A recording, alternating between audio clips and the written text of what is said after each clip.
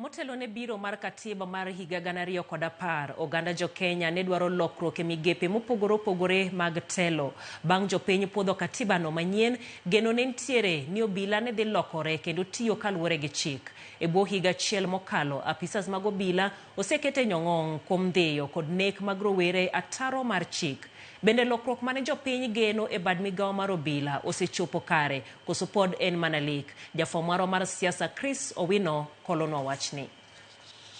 Achiel kuom riyo mane jo Kenya ni godo e kinde rwako katiba mar 2010 ne en lokruok e bad migawo mar obila. Ne wakelo katiba manyien ma jopiny noyiego mito kadhe.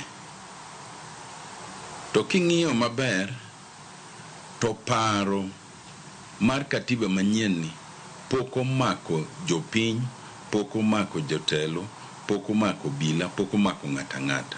Mane tabu ma wan go mogik. Joma nie loch, obila koda jopiny pod nigi paro mar pend chik machon cha. Geno mar jopiny ne en ni pend chik manyien ne dhi kelo bad migawo mar obila magitiyo kaluwore kod pend chik.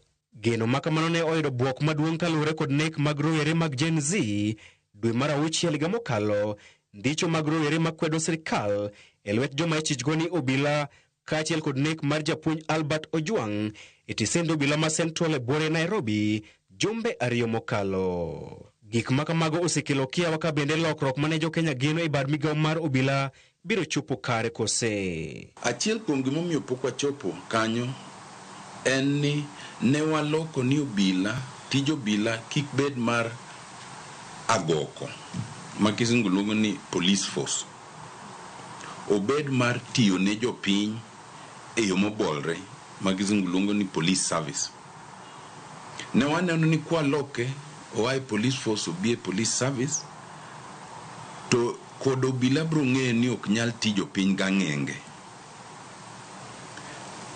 Nyaka sani nyinge manolokre, to kaka gitiyo pod obila tiyo gang'enge. Mar ariyo, ne wadwaro ni obila koro gol e lwet sirikal ma pile pile.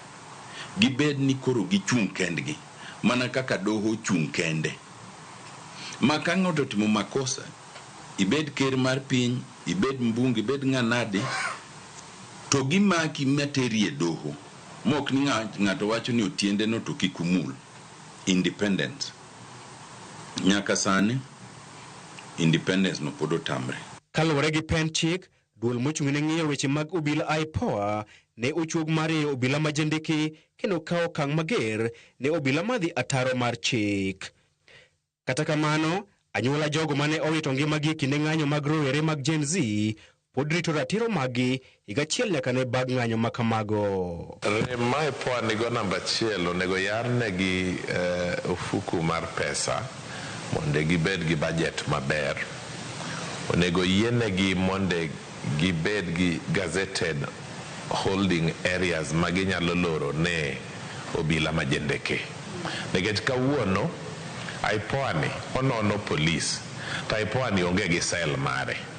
Koro obila majendeke komako pod otero mane police. Jo IPOA madhi mako obila gi kata bunde ma gionge go, ok oyienegi bedo gi bunde. Koro nyiso niya, idwa ni gidhi gimak obila majendeke man gi bunde, ento dhi gi lwete gi kalam gi simo bila miting'o ni. Koro magi ema mono gi tiyo maber.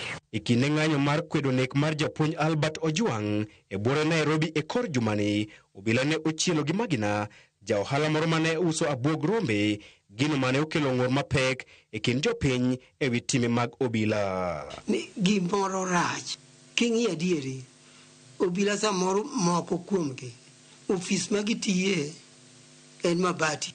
Ka koth obi, ka piny ng'icho nyowuoyo, ka chieng' rieny mabaro wiyi.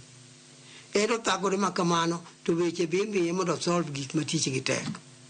Kodhi wach masara, kamoro kata nyathine ok onyal tero skul kapok okwa ng'ato pesa. Chris Owino, Ramogi TV, Nairobi.